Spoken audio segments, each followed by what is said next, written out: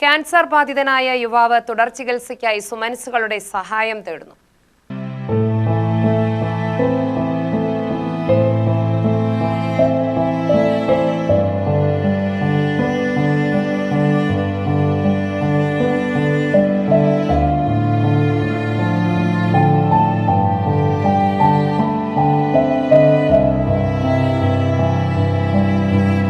എലവഞ്ചേരി പടിഞ്ഞാമുറിയിലെ 22 വയസ്സുള്ള സഞ്ജയ് കൃഷ്ണ ക്യാൻസറിന്റെ പിടിയിലായിട്ട് നാളുകളേറെയായി. അച്ഛൻ ഉണ്ണികൃഷ്ണനും അമ്മ ശാന്തയും സഹോദരൻ സച്ചിൻ കൃഷ്ണയും തന്റെ ചികിത്സയ്ക്കായി നെട്ടോട്ടമോടുന്ന കാഴ്ച വേദനയോടെ കണ്ടുനിൽക്കാൻ മാത്രമേ സഞ്ജയ്ക്ക് കഴിയുന്നുള്ളൂ. ആലത്തൂർ കോപ്പറേറ്റീവ് കോളേജിൽ ബിരുദ പഠനത്തിനിടെയാണ് സഞ്ജയ് ക്യാൻസർ രോഗിയാണെന്നതിന്റെ ലക്ഷണങ്ങൾ ശരീരം കാണിച്ചു തുടങ്ങിയത്.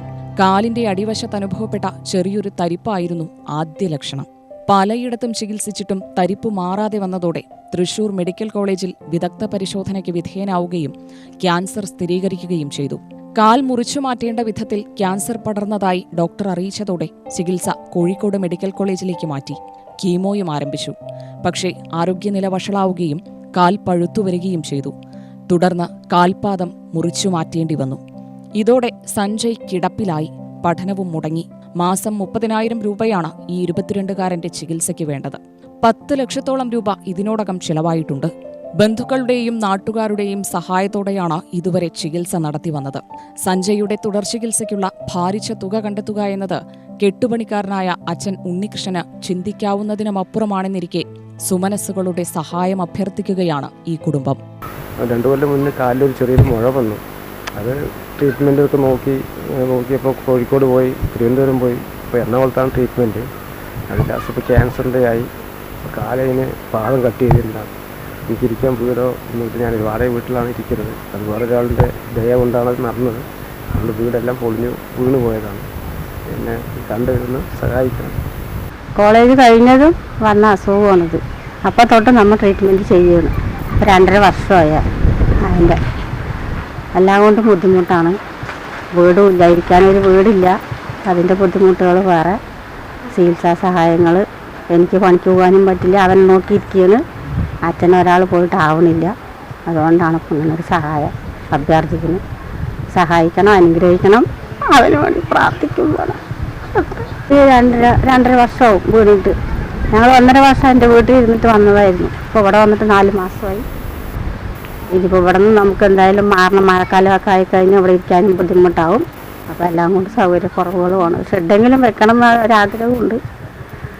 അത് നടക്കണം. ഞങ്ങൾക്ക് മാസം ഒരു 30,000 രൂപ വരെ ചിലവ് വരും. അതിൻ്റെ ഇടയിൽ ചെറിയവൻ്റെ പഠിപ്പും, പിന്നെ ഞാനൊന്ന് വീണിട്ട് എൻ്റെ കൈ ഒടിഞ്ഞ് കഴിഞ്ഞിട്ട് ആദ്യത്തെ പോലെ പണിയൊന്നും ചെയ്യാൻ പറ്റില്ല. അപ്പോൾ അത് ഭയങ്കര ബുദ്ധിമുട്ടാണ്.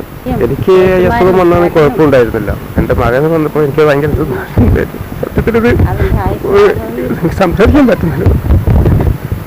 അതിന് വേണ്ടിയിട്ടാണ് ഇപ്പോൾ ഞങ്ങൾ ഈ ഒരു അപേക്ഷ കൊടുത്തിരുന്നത്. ഞങ്ങളാണെങ്കിൽ കുഴപ്പമില്ല.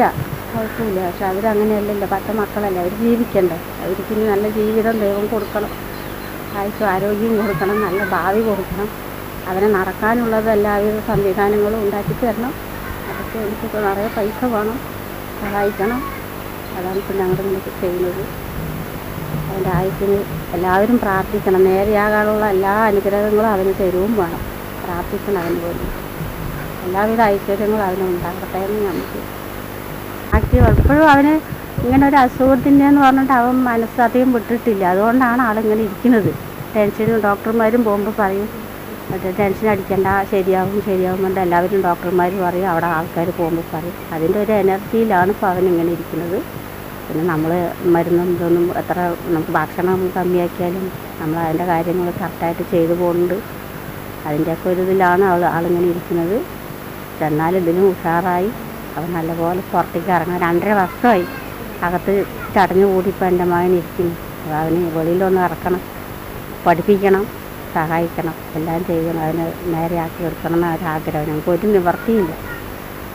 ശരിക്കും പറഞ്ഞാൽ അന്നത്തെ ആഹാരത്തിന് പോലും ഞങ്ങൾക്ക് ഇപ്പോൾ ബുദ്ധിമുട്ടായിക്കൊണ്ടിരിക്കുന്നുണ്ട്. അതിന് പോലും വഴിയില്ലാത്ത ഒരവസ്ഥയിലാണ്. അതുകൊണ്ടാണ് ഇങ്ങനെ ഒന്ന് തീരുമാനം. ഇതിനിടെ താമസിച്ചു വന്ന വീടും ഇടിഞ്ഞു വീണതോടെ വാടക വീട്ടിലാണ് ഇവർ താമസിക്കുന്നത്. സ്വന്തമായി സ്ഥലമില്ലാത്തതിനാൽ സർക്കാർ പദ്ധതികളിൽ വീടിനായി അപേക്ഷിക്കാനും മാർഗമില്ല. UTV news, Palakkad.